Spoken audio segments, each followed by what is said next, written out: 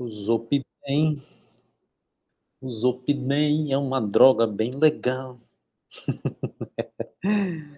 E aí, galera, beleza? Como é que você está? Vamos começar mais um grupo de estudos aqui do Psicoterapia e Sentido da Vida, do Victor Franco. Meu nome é Otton Júnior, sou psicólogo clínico, especialista em tratamentos dos transtornos de ansiedade e transtorno de pânico. Tenho pós-graduação em Psicologia Existencial, Fenomenológica e Humanista. E nós estamos trabalhando aqui, estudando, então, o Psicoterapia em Sentido da Vida. Nós estamos no nosso grupo de estudos de logoterapia e análise existencial. Estou aqui agora no final da tarde, entre uma sessão e outra, estou no intervalinho aqui, e toda vez no final da tarde, assim, eu tenho um pico de energia. Eu acho isso engraçado, né? Tenho um pico de energia, e let's bora, então, entre o intervalo de uma sessão e outra.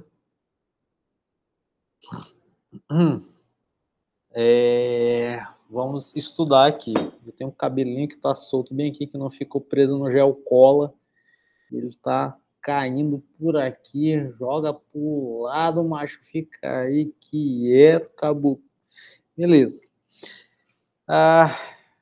Se você ainda não é inscrito no canal, se inscreva neste humilde canal.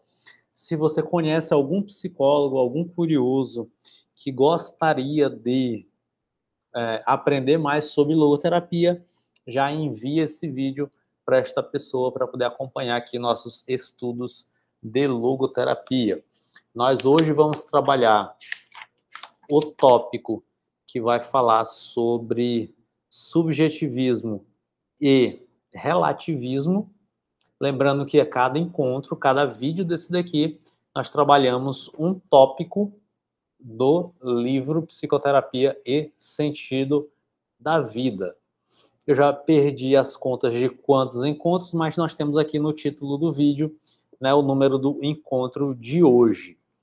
Lembrando também que o acesso ao material em PDF, o livro em PDF, está aqui na descrição do vídeo. Lembrando sempre também que eu incentivo você a adquirir o livro físico, porque isso ajuda o nosso queridíssimo autor, e também ajuda a editora, a detentora, logicamente, dos direitos do livro, né? Então não seja aquele cracudo de internet que fica ali traficando PDF, né? PDF, PDF, me dá um PDF. Aí tu acumula um monte de PDF e não lê nada. Não lê nem um PDF, né? Isso que acontece? Desse jeito. Então, como eu estou fazendo com vocês, vou compartilhar, e você já sabe aí, vou compartilhar minha tela com você para poder fazermos a leitura e comentarmos aquilo que o nosso queridíssimo autor está trazendo para nós. Simbora, deixa eu ver aqui, beleza, tudo certo. Subjetivismo e relativismo. E eu já estou ficando com fome, às 5 horas, já está na hora do lanche, já fiz aqui os atendimentos da tarde.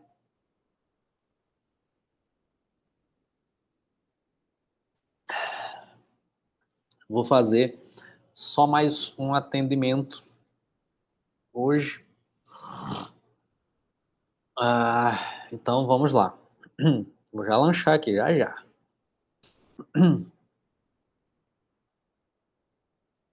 Subjetivismo e relativismo. Permita-se-me fazer ainda uma observação a respeito da objetividade daquilo a que chamo sentido. Então, olha só, aqui a gente tem uma dica, né? Então, ele vê o sentido como algo objetivo. Poxa, o sol tá lindo aqui, velho. E eu fechei a portinhola para poder não ficar claro aqui na minha cara. Eu vou perder o pôr do sol. Mas é isso daí. Vamos lá. Explico-me. Diz ele. O sentido é subjetivo na medida em que não há um sentido para todos. Então, nós temos uma característica aqui. Né? Então, é subjetivo na medida em que não há um sentido para todo mundo, mas sim um sentido para cada um dos outros. Entretanto, no caso concreto de que se tratar, o sentido não pode ser puramente subjetivo, né? Aí tem aqui a observaçãozinha, puramente subjetivo no sentido de understated. Podemos defini-lo como Rudolf Allers como transsubjetivo. Puramente subjetivo. Não pode ser a mera expressão, o puro reflexo do meu ser, no termos em que o subjetivismo, o relativismo o entendem e nolo pretendem fazer crer. E aí aqui na nota 31, a rigor, o subjetivismo nega que haja um sentido, pois sustenta que não o há sendo nós. Pelo contrário, que damos e atribuímos um sentido a uma situação. Então, o que ele está dizendo aqui? Isso aqui é importante nesse conceito de sentido para o Viktor Frankl, né? Como eu até comentei no encontro anterior, se tu não assistiu, assiste lá de novo. Né? Ele vai falar sobre relativismo e subjetivismo. Né? Existe um significado para o Frankl na realidade. Né? E aí, logicamente, o sentido ele é subjetivo à medida que ele é particular, mas ele não é subjetivo no sentido de que eu crio um significado para aquela determinada coisa, para uma determinada situação, para um determinado objeto, porque justamente isso vai cair no subjetivismo.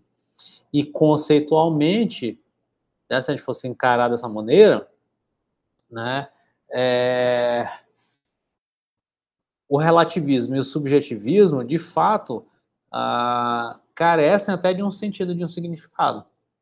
Porque qualquer pessoa pode atribuir, né? Se qualquer pessoa pode atribuir, então ele carece de um sentido, na verdade.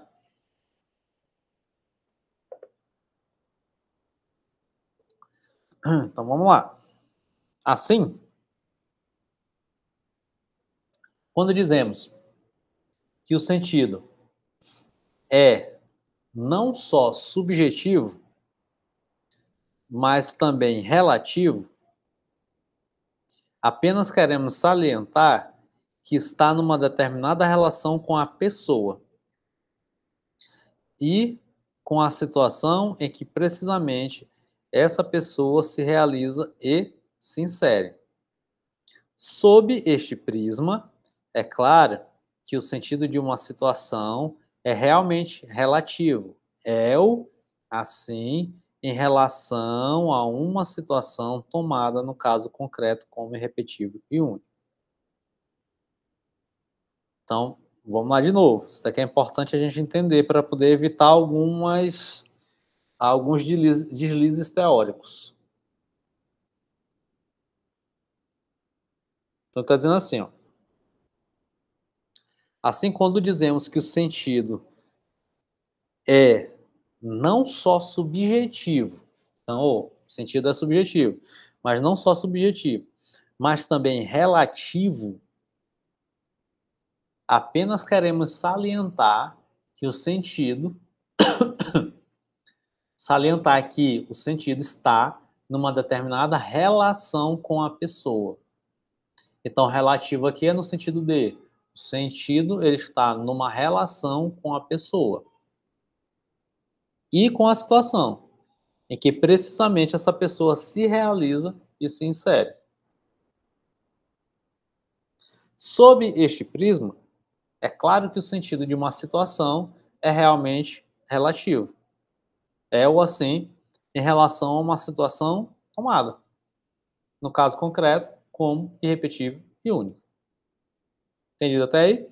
Então, quando ele fala que o sentido é subjetivo, é porque ele está ligado a, a uma pessoa única e irrepetível. Então, ele é subjetivo neste sentido.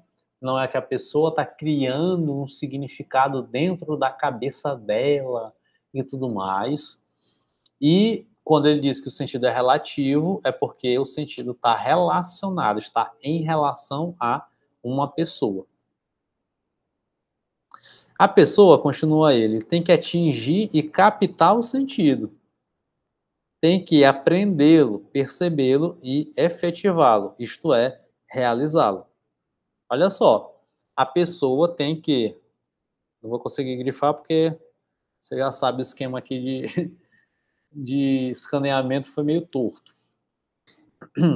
Então, a pessoa tem que atingir e captar o sentido. O sentido está na coisa. Olha só. Tem que aprendê-lo, percebê-lo e efetivá-lo. O sentido, portanto, em virtude da sua relação com a situação, é também, por seu turno, irrepetível e único. E esta unicidade do único que se impõe faz com que o sentido, extraído da sua transubjetividade, em vez de ser algo dado por nós, seja para nós um dado, por muito que a percepção e realização dependa, e a realização deste dependa da subjetividade do saber e da consciência humanos. Ok? Isso daqui é importante para você começar a compreender o que de fato é sentido da vida. Hum.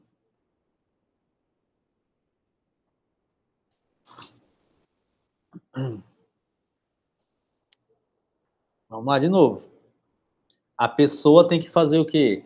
Tem que atingir e captar o sentido. Tem que aprendê-lo, percebê-lo e efetivá-lo, isto é, realizá-lo. Quando eu efetivo o sentido, é porque eu estou realizando o sentido, portanto, em virtude de sua relação com a situação, é também, por seu turno, irrepetível e único. Ok? Então aqui a gente tem um processo, né? Então a pessoa tem que atingir e captar o sentido. Como é que ela faz isso? Ela percebe, ela apreende, ela percebe e realiza. O sentido, portanto, em virtude da sua relação com a situação, ou seja, cada sentido está ligado a uma situação. E também por conta disso, irrepetível e único, porque ele está ligado a uma situação única também e irrepetível. Então, esta unicidade, né, desse único que se impõe, faz com que o sentido, extraído dessa transubjetividade, em vez de ser algo dado por nós, olha só, então o sentido não é dado por mim, pela pessoa, tá bom? Em vez de ser algo dado por nós, seja para nós um dado, por muito que a percepção e realização deste sentido, deste dado, dependa da subjetividade do saber e da consciência humanos. O Frankl está sempre correlacionando, né? Ele está sempre, aqui é fenomenologia, né? Ele está sempre correlacionando, né, o objeto, o dado, né, com a consciência. Né? Então, por mais que esse sentido ele seja um dado, né, que aparece diante da nossa consciência, diante da nossa percepção, né, essa percepção e a realização depende da nossa subjetividade. A falibilidade do saber e da consciência não prejudica a transubjetividade do ente captado pelo saber humano, nem a do dever ser captado pela consciência humana. E quem estiver convencido desta transubjetividade, logo se convence também de que só uma consciência equivocada poderia advogar qualquer coisa semelhante ao homicídio ou ao suicídio.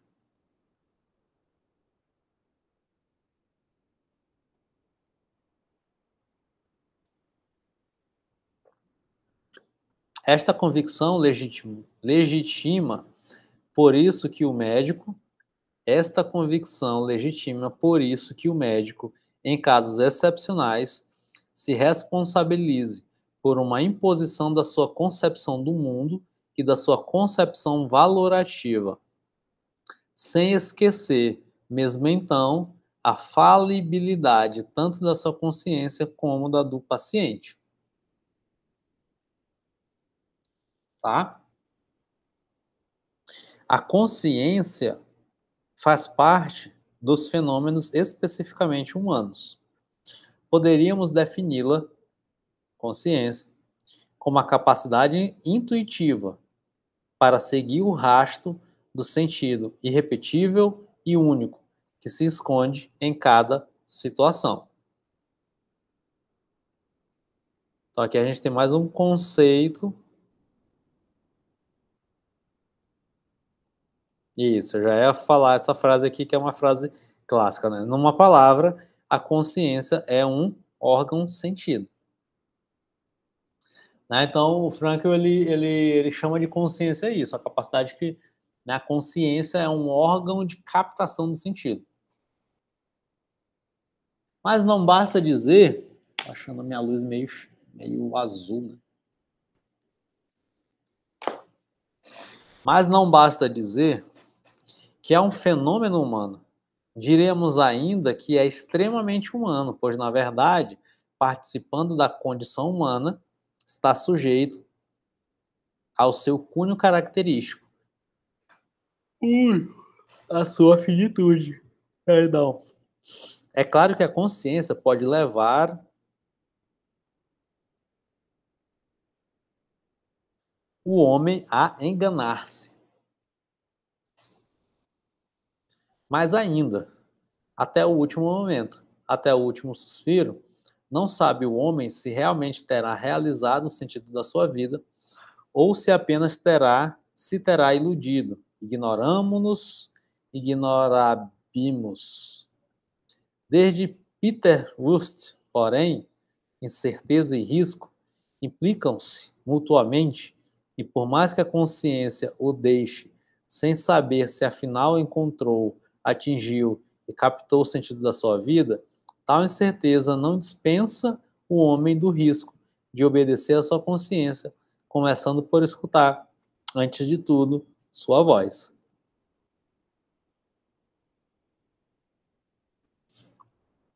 Então, em certa medida, a gente consegue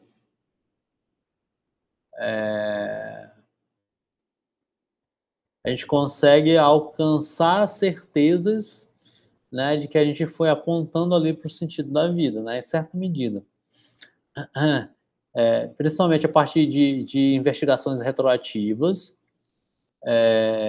e aí essas investigações elas podem gerar justamente o imaginário, formar o nosso imaginário, e caso situações sejam repetidas, então com esse imaginário formado, a partir dessa investigação retroativa, a gente tem uma confirmação de que fez algo, de que realizou, de que descobriu algo com sentido, né? Então, beleza, em certa medida a gente consegue ter alguns recursos que possam nos dar um certo grau de certeza. Agora, de maneira lato, né, sobre a vida, então, de fato, a gente não tem como saber, né?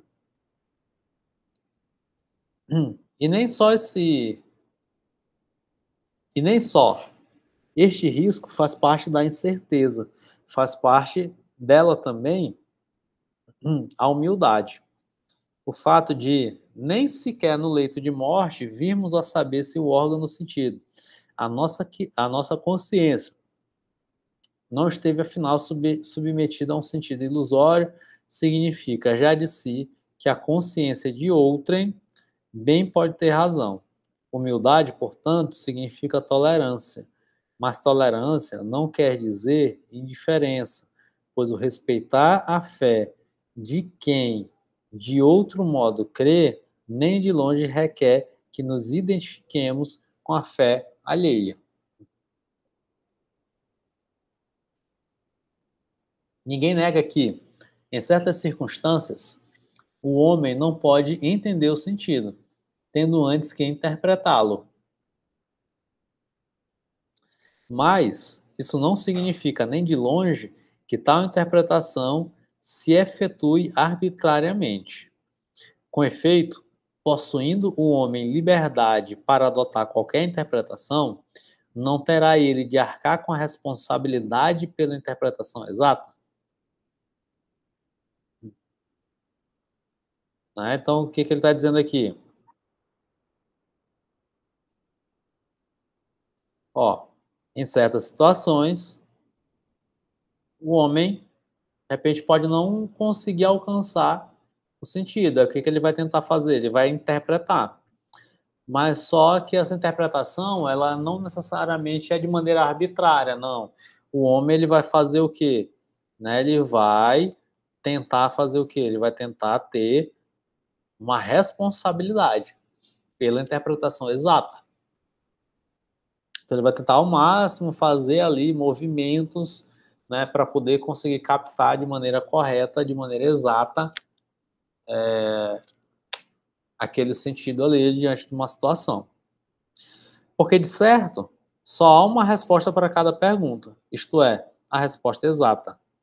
Para cada problema, há apenas uma solução, a solução válida. E em cada vida, em cada condição de vida, só um sentido. Isso foi só porque eu falei que eu estava com energia lá em cima, né? Ai, ai. É, e em cada vida, em cada condição de vida, só um sentido, o verdadeiro.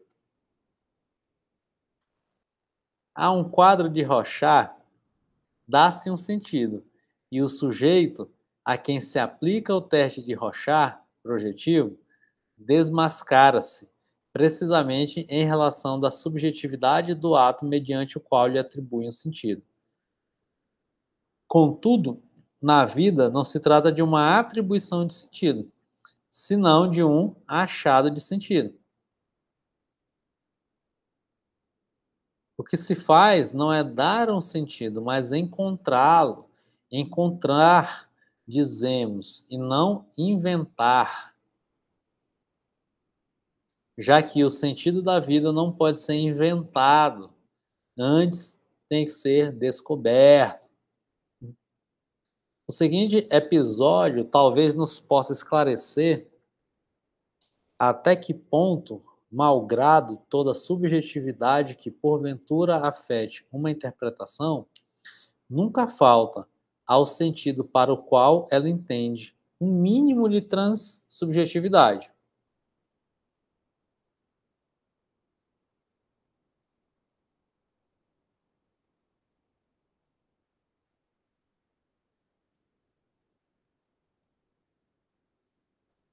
O seguinte episódio talvez nos possa esclarecer. O negocinho aqui.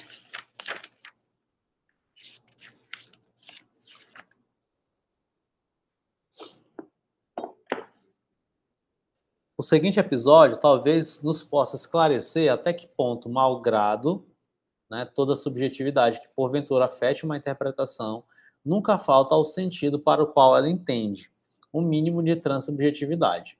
Um dia, estando eu nos Estados Unidos, por ocasião de uma discussão que se seguiu a uma das minhas conferências, tive que me haver, aqui sempre eu tenho a impressão de que a próclise, ênclise tá errada, né? O que ele puxa, né?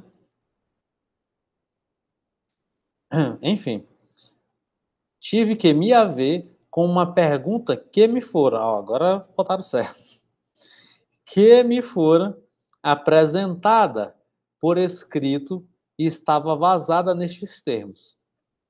Aspas. A pergunta aqui, né? Isso é interessante, né? Eu acho que essa pergunta está no sede de sentido. Cadê um livrinho bem fininho, tá bem lá em cima. Ele diz assim, ó. Na sua teoria, como se define 600? Ele diz, né, ele continua aqui narrando a história, né? Mal passou a vista por este texto, o moderador da discussão dispunha-se a pôr de lado o papel de onde constava a pergunta enquanto me comentava. É absurdo.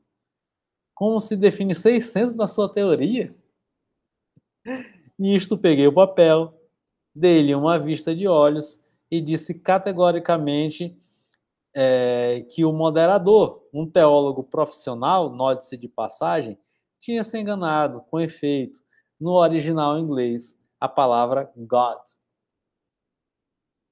Deus, escrita em caracteres de imprensa. Não era nada fácil distinguir 600. Graças a este equívoco, efetivou-se um teste projetivo involuntário, cujos resultados, no caso do teólogo e no meu próprio como psiquiatra, acabaram por ser completamente, paradoxais. Ele vai explicar. Fosse como fosse, tendo regressado já à Universidade de Viena, onde leciono, não perdi a oportunidade de que meus alunos americanos observassem o texto original em inglês. O resultado foi que 9 estudantes leram 600 e outros 9 leram God, havendo, entretanto, 4 a hesitar entre as duas interpretações. Moral da história. O fato é que, e aqui é que eu queria chegar, isso, moral da história. Estas interpretações não tinham o mesmo valor.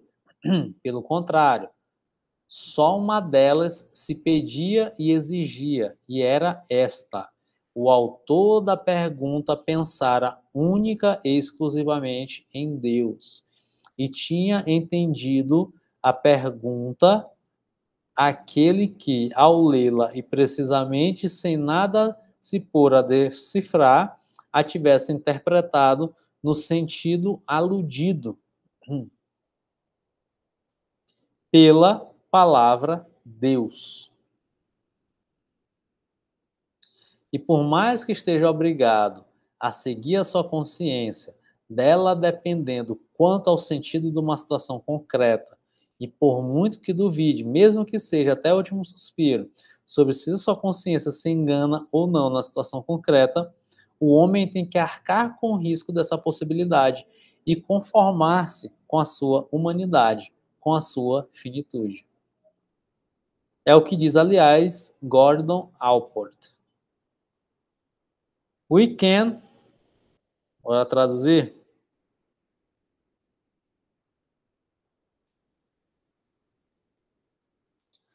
Podemos estar ao mesmo tempo meio seguros e completos.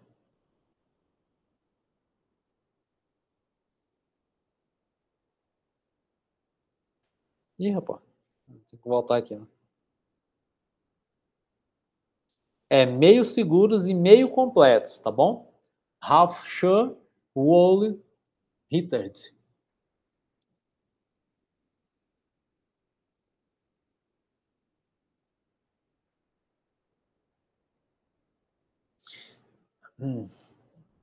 Duas coisas aqui sobre esse exemplo aqui do Frank, né? Ele está ilustrando aqui que o autor, quem fez a pergunta, escreveu a palavra Deus. Ele escreveu tão certo como se entendesse que quem fosse ler aquela parada ali, leria Deus, não fosse confundir com 600, né? Então, say God em inglês parece 600 mesmo, né? As letras. Ainda mais que ele botou em caixa alta, né? Então tem meio que a confusão, dependendo da cursividade ali da pessoa, da letra da pessoa, da grafia da pessoa, da caligrafia, né? Pode acabar gerando essa confusão, né? Então, o Frank está dizendo assim, ó, existe um significado correto para aquilo ali. Quem interpretou 600, na verdade, estava dando um significado da sua cabeça, ainda que desse-se a entender que parecia ali meio que a palavra 600, mas o significado correto era Deus.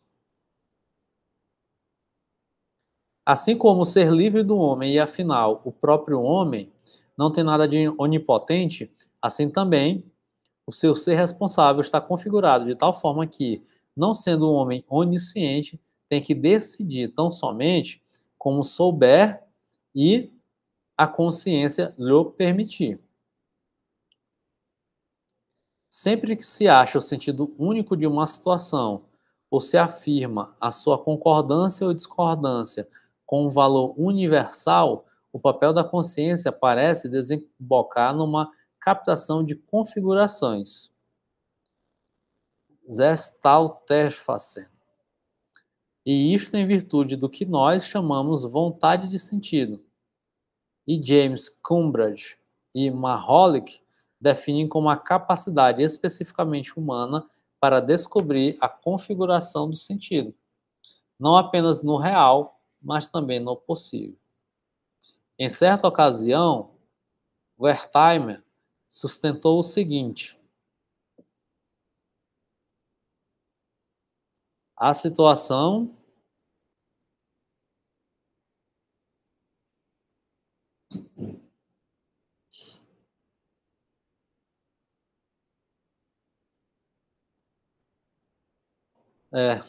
a situação 7 mais 7 é igual, é equivalente. As traduções ao pé da letra estão horríveis, né? Ah tá, ainda tem aqui a continuação, né? Só que loucura, né? Peraí.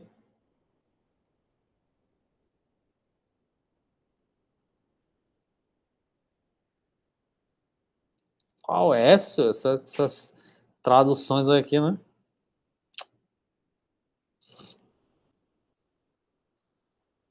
Engraçado que, pô, a editora, aqui vai minha reclamação para a editora, né? A editora faz só um facelift, em vez de fazer essas traduções todas, não.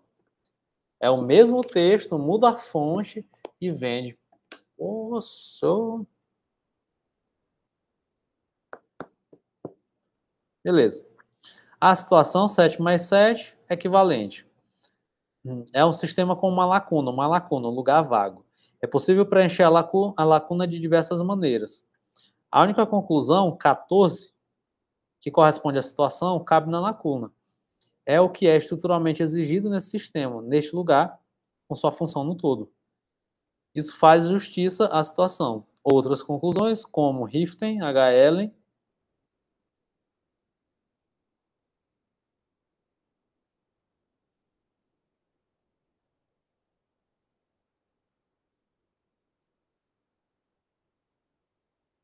não são certas, né? Beleza. O que ele quer dizer aqui? Traduzindo e resumindo, o que ele quer dizer aqui? Né, ele quer dizer que, ó, 7 mais 7 é igual a 14. Né? E a gente entende que 14 é a resposta certa para preencher essa lacuna. Para preencher esta equação do 7 mais 7 é igual a 14. Outras respostas seriam equivocadas, seriam erradas. Note-se, aliás, continua ele, que, para além do sentido vinculado a uma situação irrepetível e única, há ainda universais de sentido, que se prendem à condição humana enquanto tal. E é a estas possibilidades gerais de sentido que se chama valores. Então, olha o que ele está dizendo aqui, ó. Para além do sentido vinculado a uma situação irrepetível e única, existem ainda universais de sentido, que se prendem à condição humana enquanto tal. E é a estas possibilidades gerais de sentido que se chama valores. Então, existem universais de sentido. Ele vai começar a introduzir, então, aqui a discussão sobre os valores. É verdade que o homem experimenta uma degradação de valores, princípios éticos e morais, de validade mais ou menos geral. Com o decurso da história, esses valores degradam-se efetivamente, cristalizando nos quadros da sociedade humana. Essa degradação, porém, vem a ser para o homem o preço pago por declinar de si os conflitos. Não se trata aqui propriamente de conflitos de consciência. De resto, tais conflitos não existem na realidade, pois é inequívoco o que a consciência dita a cada um. O caráter de conflito é antes inerente aos valores. Na verdade, ao contrário do sentido das situações irrepetíveis e únicas de cada caso, que é concreto. E costumo dizer, o sentido sempre é sentido, não só ad personam, mas também ad situação. Os valores são, por definição, abstratos, universais de sentido. Como tais, não valem pura e simplesmente para pessoas inconfundíveis, inseridas em situações irrepetíveis, estendendo-se a sua validade a uma área ampla de situações repetíveis, típicas, que interferem umas nas outras. Há, portanto, situações em que o homem se acha defronte de uma alternativa de valores, perante a necessidade de escolher dentre princípios entre si contrários. E, como essa escolha não deve ser feita arbitrariamente, ei-lo de novo a reportar-se à consciência e na dependência da consciência, que apenas lhe impõe decidir livremente, não arbitrariamente, mas com responsabilidade. Sem dúvida, ainda é livre em face da consciência, mas esta liberdade consiste única e exclusivamente na escolha entre duas possibilidades: ouvir a consciência ou fazer-lhe orelhas de mercador. Reprima-se e sufoque-se sistematicamente, metodicamente, a consciência. E logo se cairá ou no conformismo ocidental ou no totalitarismo oriental, conforme os valores exorbitantemente generalizados pela sociedade sejam propostos ou impostos pela força. Dissemos que o caráter de conflito de que aqui se trata é inerente aos valores, mas nem sequer isto, que é importante, mas nem sequer isto é assim tão garantido, porque porque as possíveis interferências entre as esferas de validade dos valores podem ser simplesmente aparentes, por se verificarem mediante uma projeção. Meu Deus. E, por conseguinte, mediante uma perda da sua dimensão. Quer dizer, só quando pomos entre parênteses a diferença de nível hierárquico de dois valores é que eles parecem interferir um no outro, colidindo entre si. É o que sucede com duas esferas, se a projetamos num plano. As figuras resultantes da projeção colidem entre si, muito embora as esferas tenham sido tomadas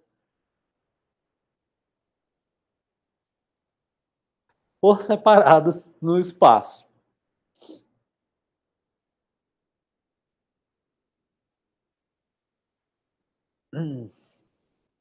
Tá. Aqui a gente vai deixar para o próximo, né? Mas deixa eu só dar uma revisada para poder esclarecer esses últimos pontos bem aqui. Que aí no próximo a gente entra na categoria de valores, os valores.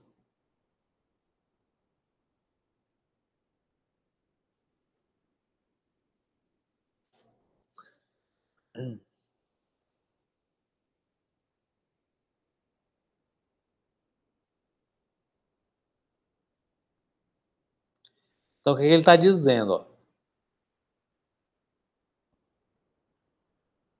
Ele está dizendo assim, ó, a gente começou falando de subjetivismo e relativismo, né? Então, ele está falando, o sentido, ele é subjetivo, no sentido que ele tá ligado a uma pessoa única e irrepetível, né? Ele está conectado a uma situação, né? E por isso ele é relativo àquela situação, né? E ele é relativo a uma pessoa que está conectada à situação. Ok. Né? Então a gente tem sentidos, né, a partir disso, e a gente tem um sentido que precisa ser captado pela nossa consciência. Tá bom? Então, até aqui estava tranquilo. Ele usa o exemplo do Deus e 600 da equação 77. E aí o que acontece? Ele vai começar aqui a criar um outro argumento. Então tem um sentido, tá bom? Então existe um sentido que é vinculado a uma situação única e irrepetível, só que ele diz assim, ó, existem universais de sentido. Tá bom? Então é como se, tá? É como se fossem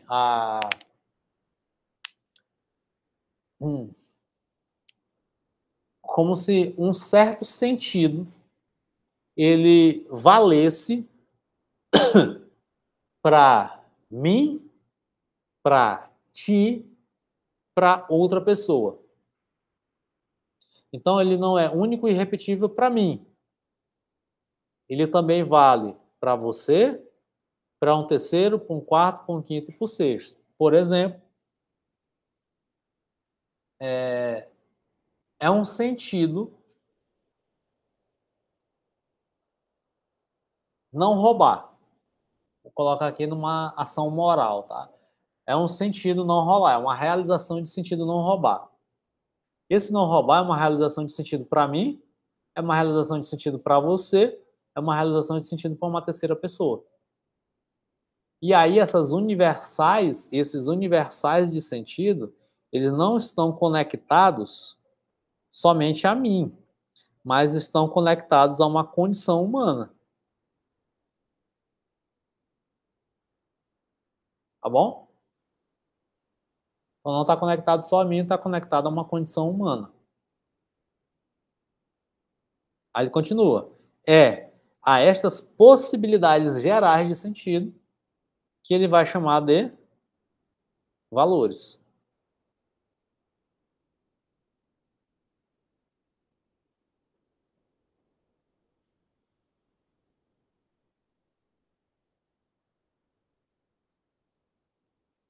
Tá bom? Então é como se fossem, como é que eu posso classificar isso? Esses valores é como se fossem princípios gerais que cabem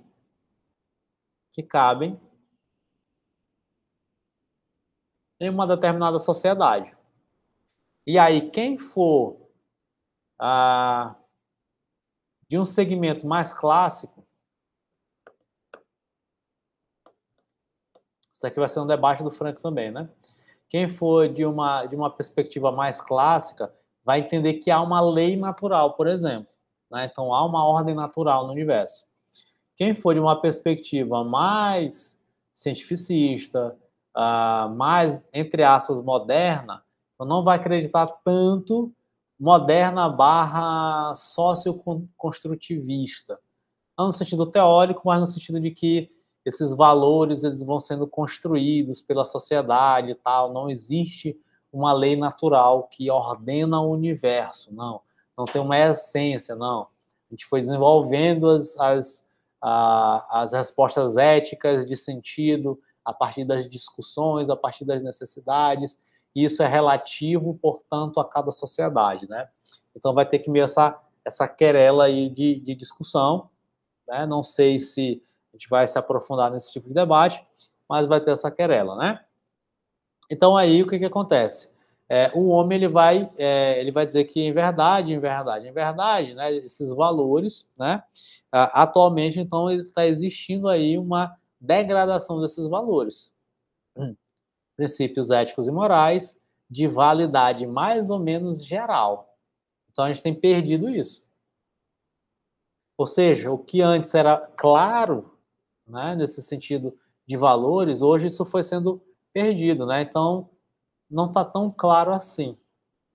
Zygmunt Bauman, que é um sociólogo marxista, ele vai chamar isso de mundo líquido, né?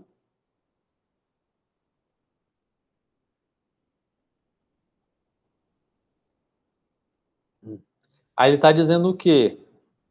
Que essa degradação dos valores vem a ser para o homem o preço pago por declinar de si os conflitos.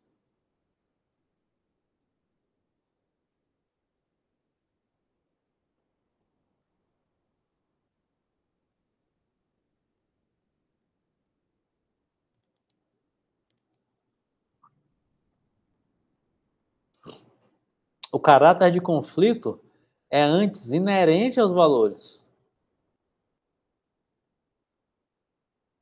Ao contrário do sentido das situações irrepetíveis e únicas de cada caso, que é concreto. E como costumo dizer, o sentido sempre é sentido, não só para uma pessoa, mas também a uma situação. Os valores são, por definição, abstratos universais de sentido. E esse debate aqui é bacana depois a gente estudar, né, o Tratado de Psicologia Ben-Lee, do Ivo Studart, que ele trata dessas questões mais filosóficas, né? Então, o que é que são esses abstratos universais de sentido? Como tais, que ele vai dar essa pincelada aqui, né? Como tais, não valem pura e simplesmente para pessoas inconfundíveis inseridas em situações irrepetíveis, estendendo-se a sua validade a uma área de amplas situações repetíveis, típicas, que interferem umas nas outras. Né? Então, é isso que ele está falando. Esses universais de sentido, aquilo que eu dei como exemplo bem aqui. Há, portanto, situações em que o homem se acha defronte de uma alternativa de valores, perante a necessidade de escolher dentre princípios entre si contraditórios. E, como essa escolha não deve ser feita arbitrariamente, ele, de novo, a reportar-se à consciência e na dependência da consciência, que apenas lhe impõe decidir livremente, não arbitrariamente, mas com responsabilidade. Aí o que ele está dizendo? Aqui, ó.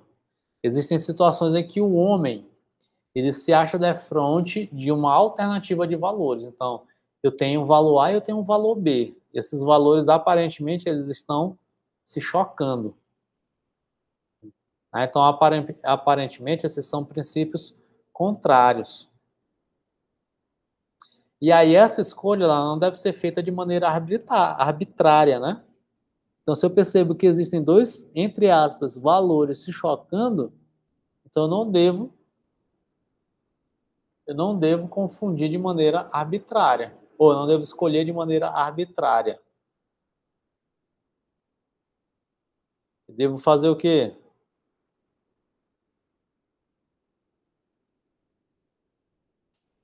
Eu devo usar da minha liberdade na escolha dessas duas possibilidades. Aí eu tenho a possibilidade de ouvir a minha consciência ou de fazer de ouvido de mercador.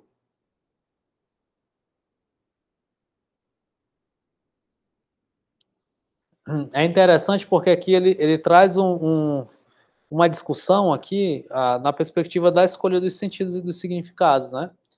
Então ele vai dizer assim, ó, tem um significado que existe, que há na situação, né? Algumas situações a gente vai ter conflito entre dois sentidos, mas vai ter um que é o correto.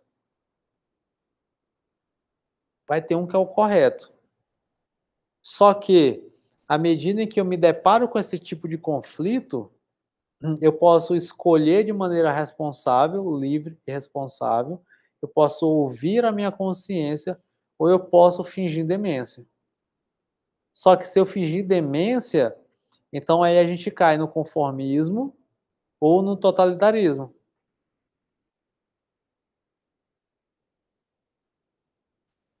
Por quê?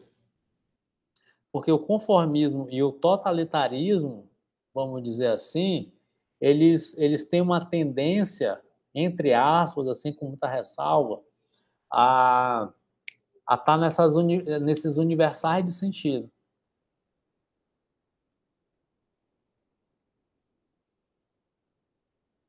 E esse é o cuidado que a gente tem que ter.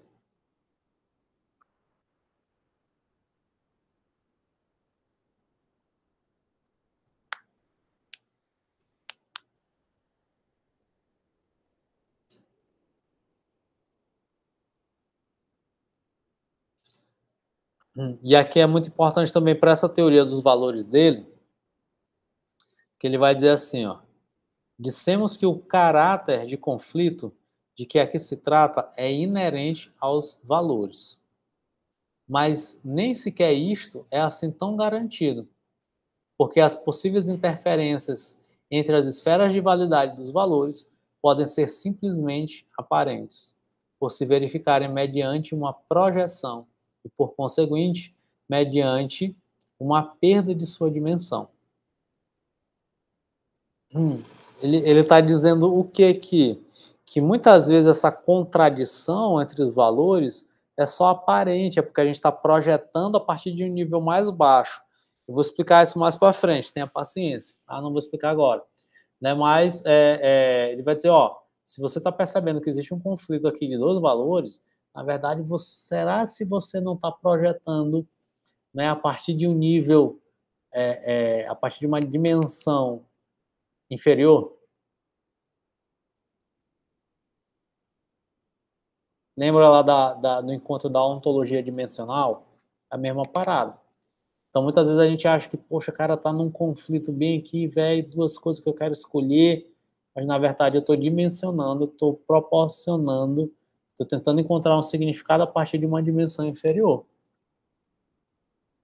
Aí ele diz, ó, só quando pomos entre parênteses a diferença de nível hierárquico de dois valores é que eles parecem interferir um no outro, colidindo entre si. É o que sucede com duas esferas, se a projetarmos num plano. As figuras resultantes da projeção colidem entre si, muito embora as esferas tenham sido tomadas por separado no espaço. Então a gente está projetando a partir de uma dimensão, e lá na projeção, então a gente vê aqui um conflito. Quando na verdade, se a gente olhar de cima, não tem conflito nenhum.